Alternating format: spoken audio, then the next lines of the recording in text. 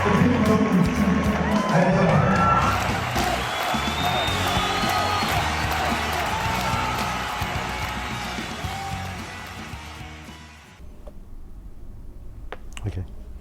Hello and welcome to the show. Now, someone that's very popular on DNTV has finally visited us at Cape Town, and that's Shaykh Faheem. He's here all the way from Durban, from Islamic Lifestyle Solutions. And today I'm reviewing a book called The Forgotten Haram. And it says 40 narrations concerning Jerusalem. Something very interesting. But let's start with Shaykh Faheem himself. Assalamu alaikum, Shaykh. Wa alaikum salam wa rahmatullah. Jazakallah for having me. Shaykh, it's an honor having you finally here. I see you in Durban, and I meet up with you quite a bit here on that side. And then I only see you when you're on our screens, in our lounge every day. But having you at DNTV is a pleasure, and so welcome again. No, it's a pleasure to be here, and thank you for having me, whether it's on the screen or here in Cape Town. Thank you. Now, I know that you've authored this recently, and I've got some background into what you are doing here, but I always start a review saying that I need to understand the personality and the person, the ideology, philosophy, a little bit about their upbringing and what their defining moments were that lead them to create books like this. So, who is Shaykh Faheem, apart from the one that we see on DNTV? Well, I think you may need my wife to answer that question, or my parents more, and they'd give you probably a different story. My journey obviously began when I was a little boy, and someone said to my mum that I have a good memory and I should, do hifz.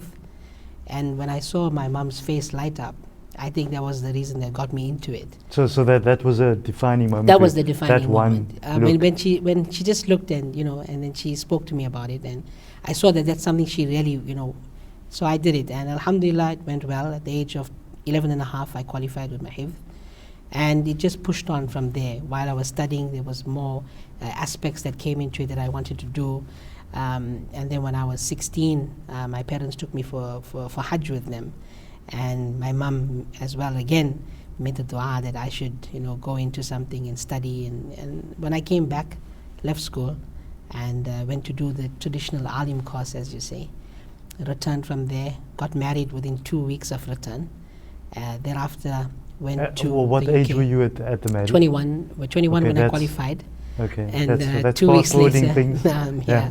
And then immediately I had a job offer in the UK.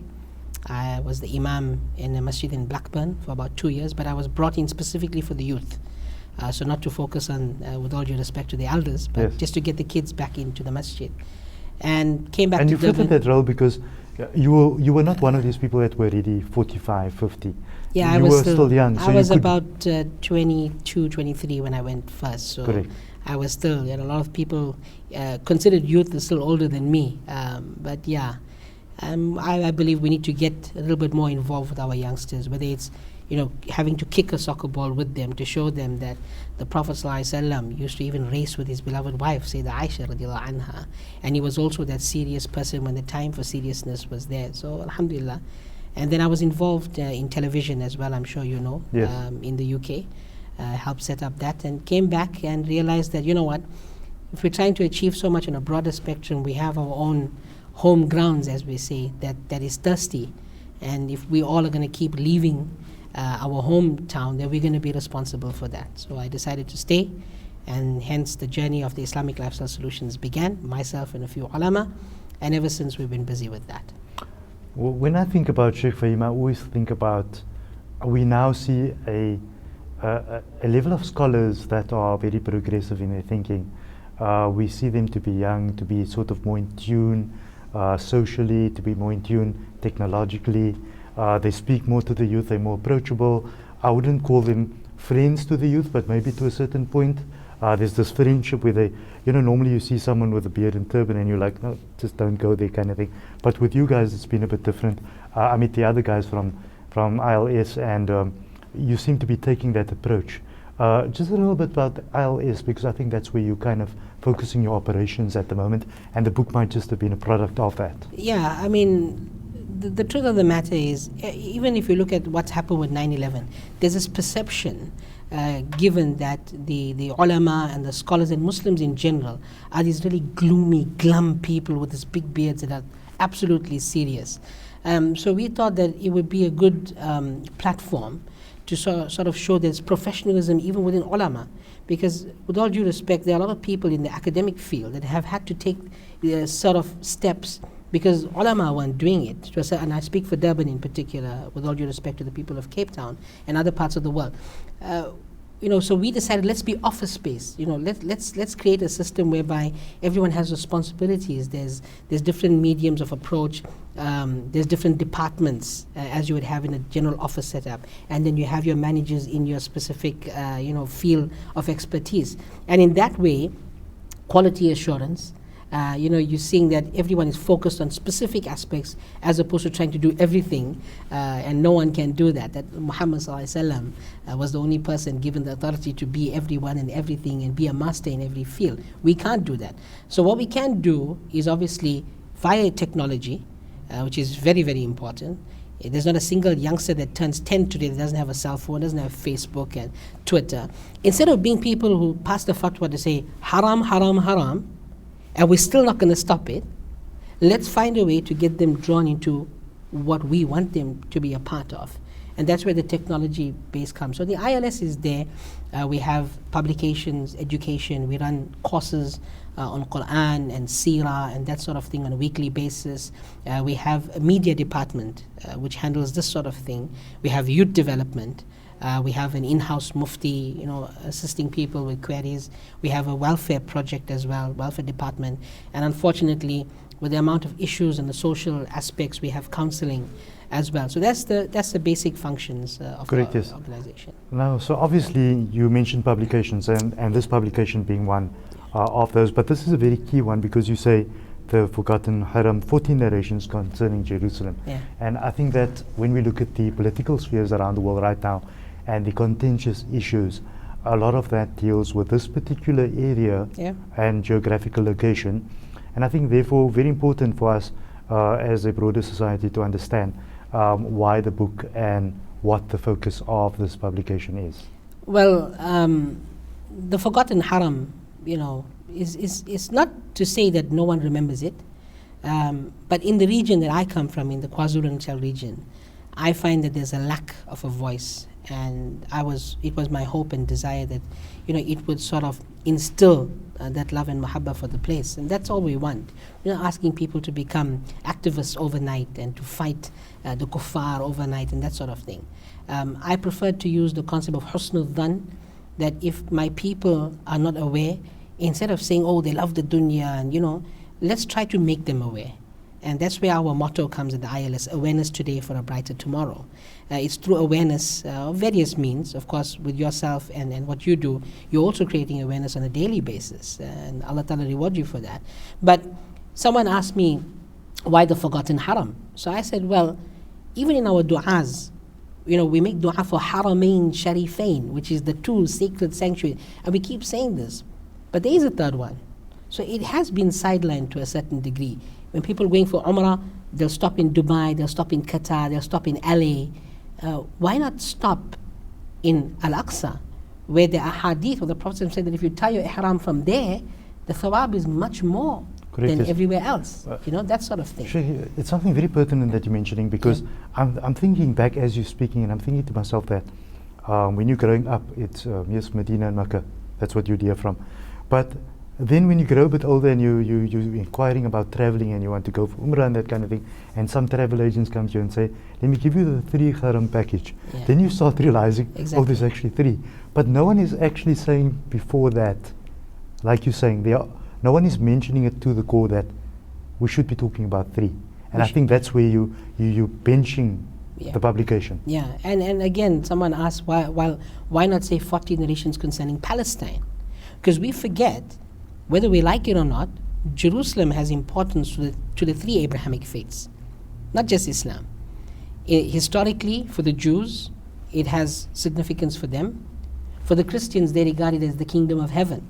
So I thought that we live in a time where nobody does anything without going to Sheikh Google, And it is hoped that even those Christians and Jews who are a little bit middle-minded, who are not very biased in their thinking, and when they type Jerusalem and they see, okay, there's a Muslim concept about it, instead of trying to ask and fight the Muslims for why, let's understand where they're coming from.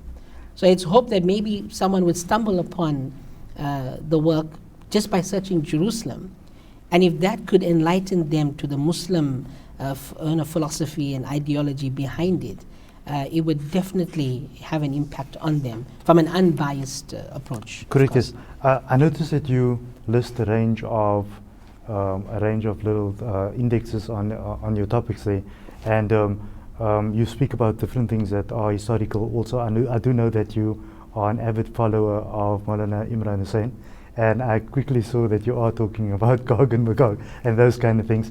Tell us the actual content of the publication. What does readers expect to enrich themselves with? Are we looking at a bit of history? Are we looking at current situation? The 40 narrations that you talk about, are they the evidences that pins this location, saying that this location is an integral part of you? Yeah, well, I think the book is divided into a few parts.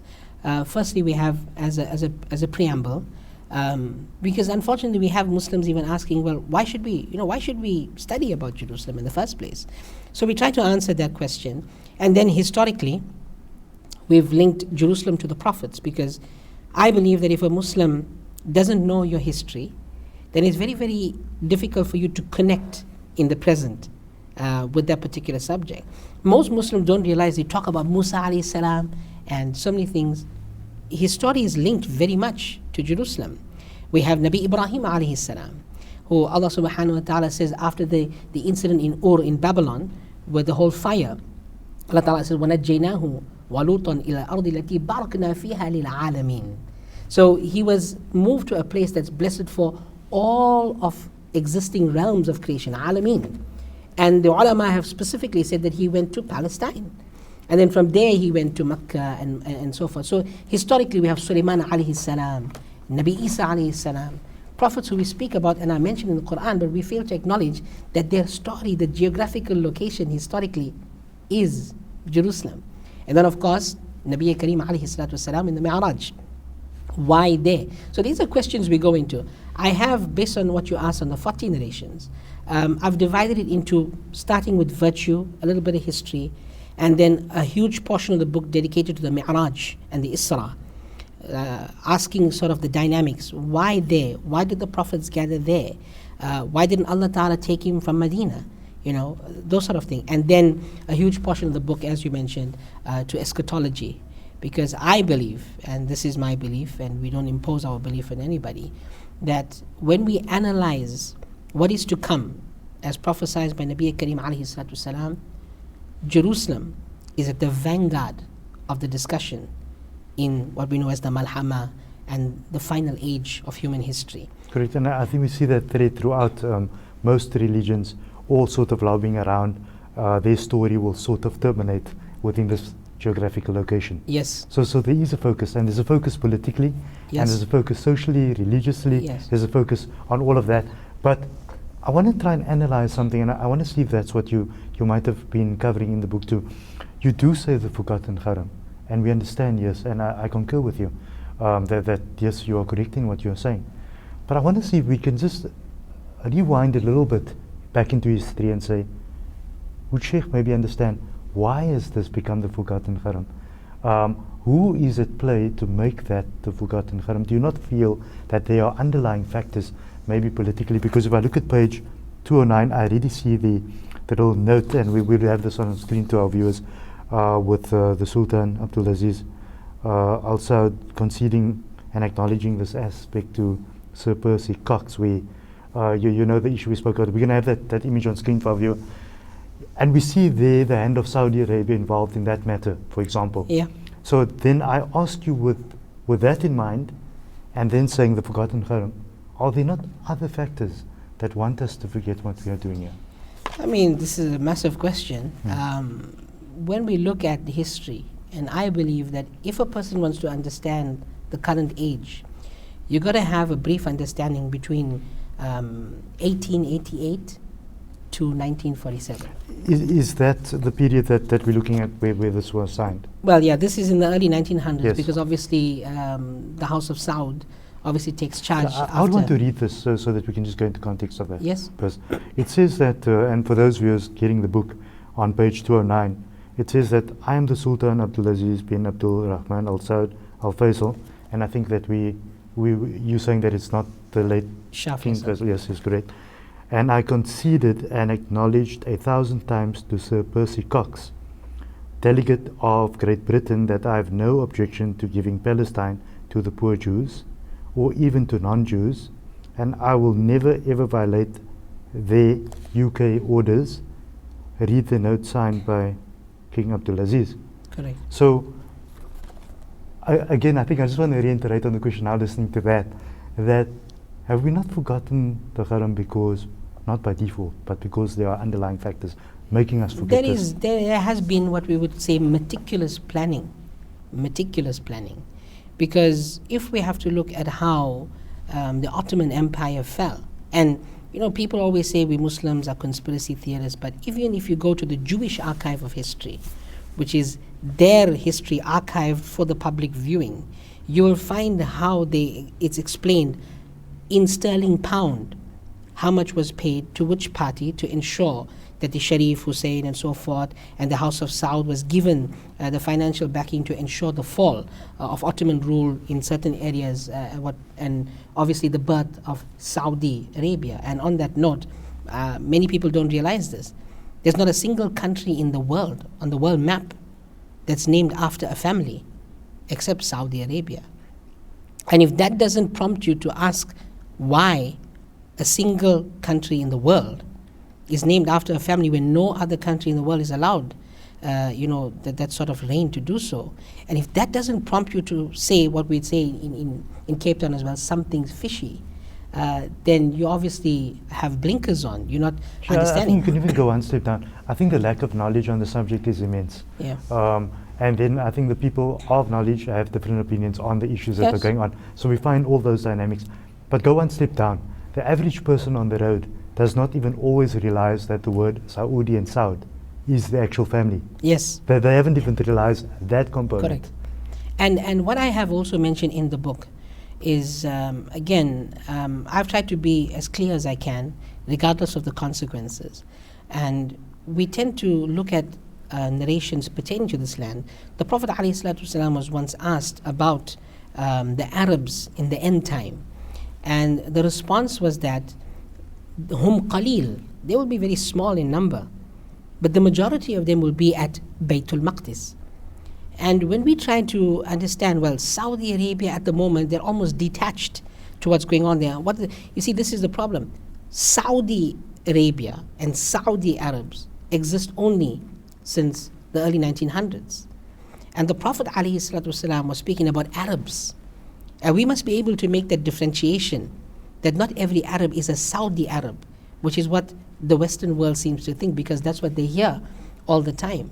So we do know that the Arabs will play a major part at the time, and for the Prophet ﷺ to say that they are minimum in number, the implications are quite huge as to how we could even come to the point where so many countries in the Middle East are reduced. And then we look at what's happening in Syria, what's happening in Yemen. We are definitely moving to a very, very testing time. And Palestine is obviously within the focal point of what's going on. So your focus when you authored this, what were you trying to draw to the attention of your readers? Was it the fact that you wanted them to reconnect to the geographical location?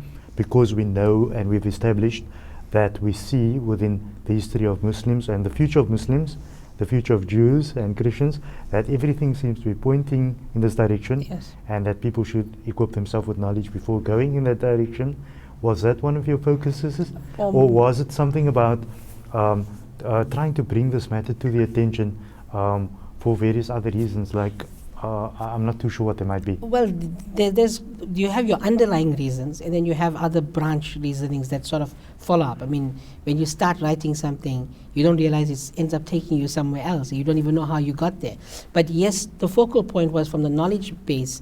I found that people, were maybe not connecting because they didn't understand the importance from Quran, from the Sunnah, from Hadith perspective, from history, and in particular what's to come. Because the subject of eschatology, when we look, for instance, Gog and Magog, as you mentioned, Ya'juj and Ma'juj, there are explicit ahadith which basically indicate that they will be at Bayt al-Maqdis. Yes. We have Dajjal, obviously, as per the words of the Prophet ﷺ, the worst trial that anyone would have ever faced. It's like watching a movie. It's like the Indeed. finale happens at a certain point. And this we is the find point. everything merging here. Yes. I mean, Dajjal will be killed at Babul Lud, which is a city of Palestine.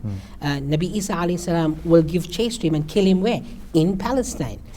So we're finding that if you have to play it, my brother used to play this game with me called, Connect the Dots. Yes. And if you place Baytul Maqdis there, and if you look at everything in the Middle East, it's all boiling down to that one direction. And if we as Muslims can realize, because we're not a messianic faith, although we know that Nabi Isa alayhi salam prophesied to come, we know Imam al-Mahdi is going to come, but we're not messianic faith. We don't sit back and wait for a Messiah to drive us forward. As Muslims, we have to be the change we want to see. And we never know, maybe not this book, maybe some other book, or maybe some other word of some great scholar might be the turning point, in the Muslim mentality that's heading towards it. I mean, are we going to wait till the entire physical masjids there, the Dome of the Rock and the Al-Aqsa Mosque, are we going to wait for it to be blown down to smithereens before we wake up and say, you know what, all right, what everyone was saying is true? Or are we going to try to make a difference now? Now if we look at images coming through the media around the world, I think that within South Africa and within the West, wherever around the world, we find these images are now with children that are sort of being blown apart, and families running and ducking and diving and all these kind of things going on.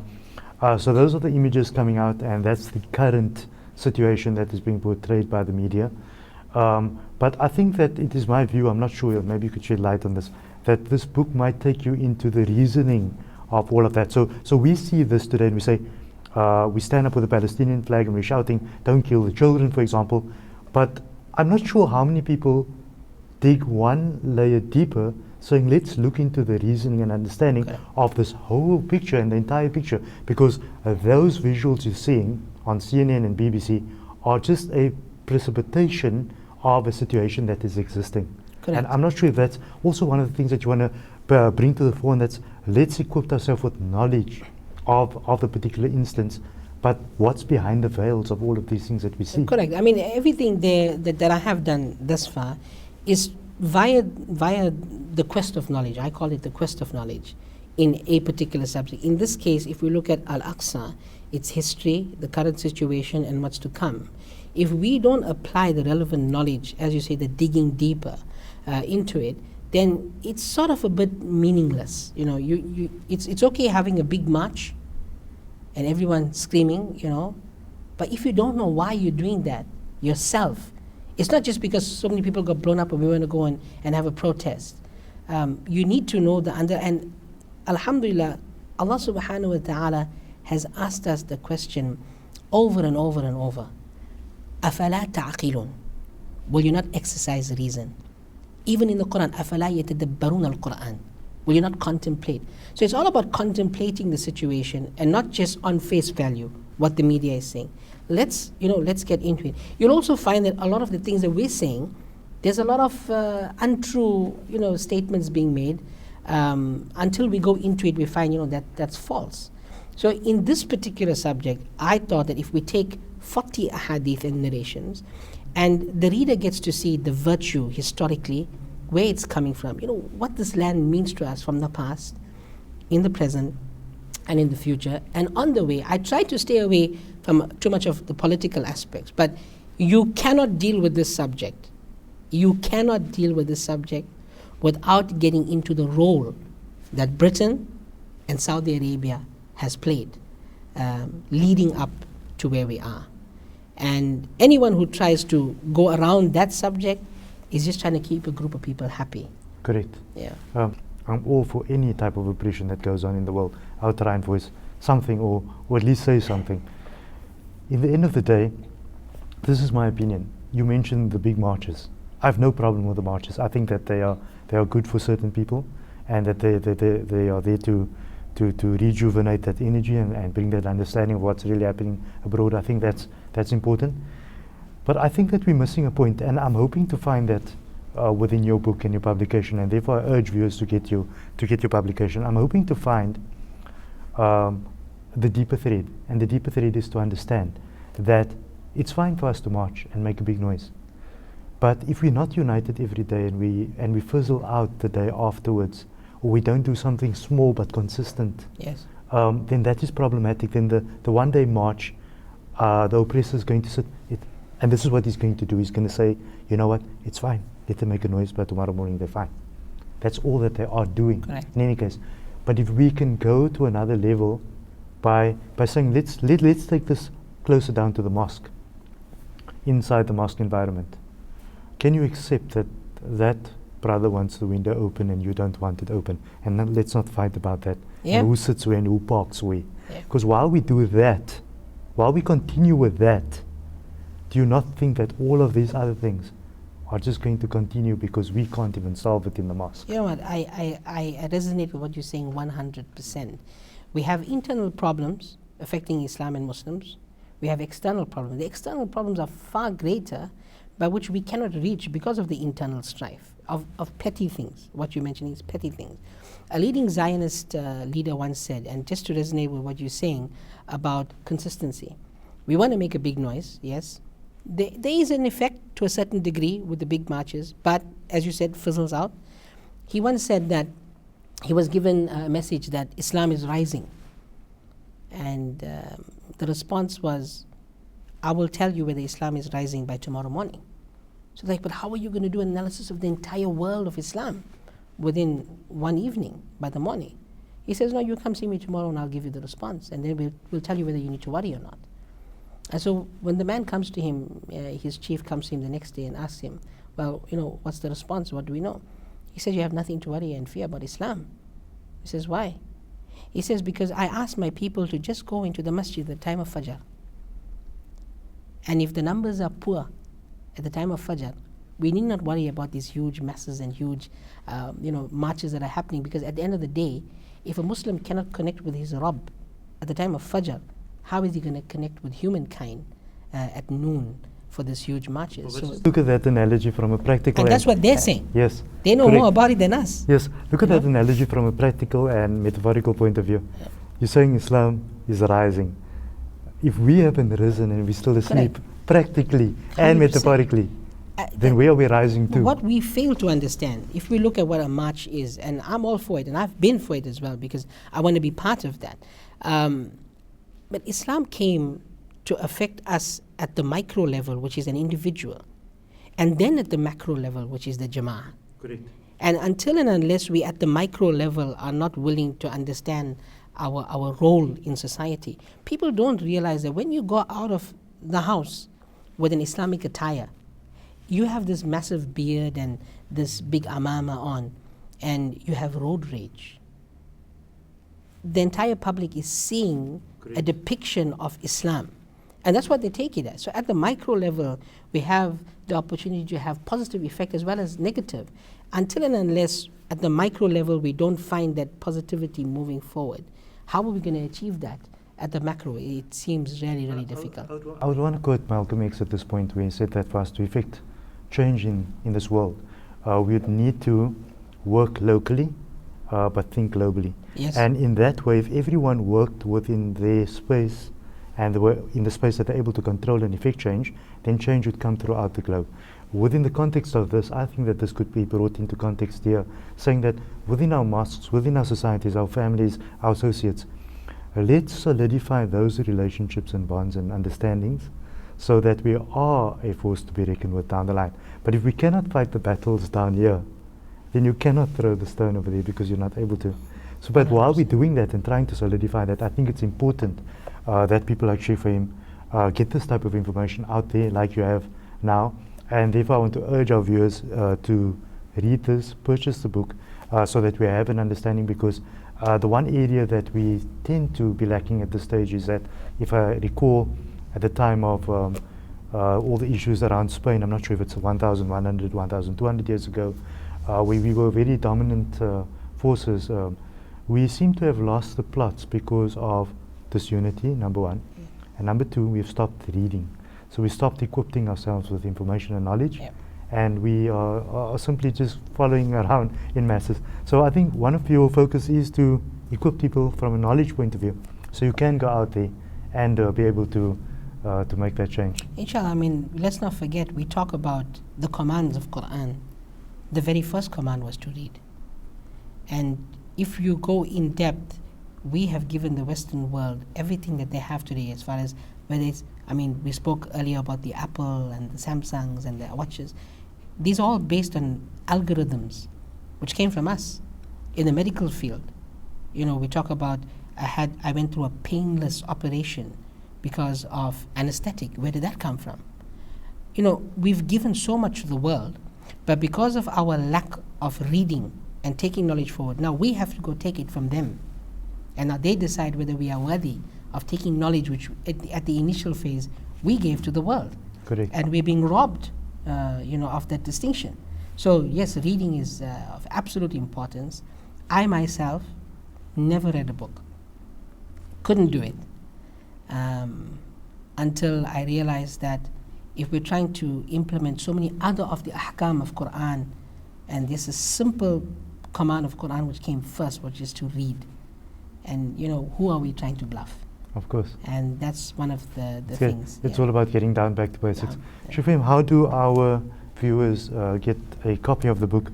I do notice there are numbers behind it, which I think some details we'll have on the screen, or should have had on the screen for a while now. Is there a particular website? Yeah, well, the website, Islamic Lifestyle Are there stores Solutions. actually that are carrying the book at the moment? On our website, islamiclifestylesolutions.co.za, for the Durban and KwaZulu-Natal region, we have listed a few of the bookstores that will be keeping the book. In fact, one of the reasons for being here in Cape Town today was because of a launch at the Timbuktu bookstore. So the locals here may be able to get it from there for now. Obviously, it's relatively new. So it hasn't had the outreach as yet, but inshallah it will in the future. Shaykh Faheem, thank you for coming to the studio and informing us about your latest publication. Shukran, thank you for having me. Allah Ta'ala reward you all, inshallah. Thank you. Shaykh Faheem, with his latest publication, The Forgotten Haram, 14 narrations concerning Jerusalem. Something very interesting, as you heard. Now, the one important thing that we picked up was that we need to equip ourselves from a knowledge point of view. So it's fine for us to go out there and be activists on whatever level we want to be, but we need to understand this region, understand the geography, understand the history, and these narrations that the Sheikh has mentioned, for us to be fully equipped to go out there and do that. And I think that's one step forward to assisting with the cause in Palestine. Until next time, goodbye.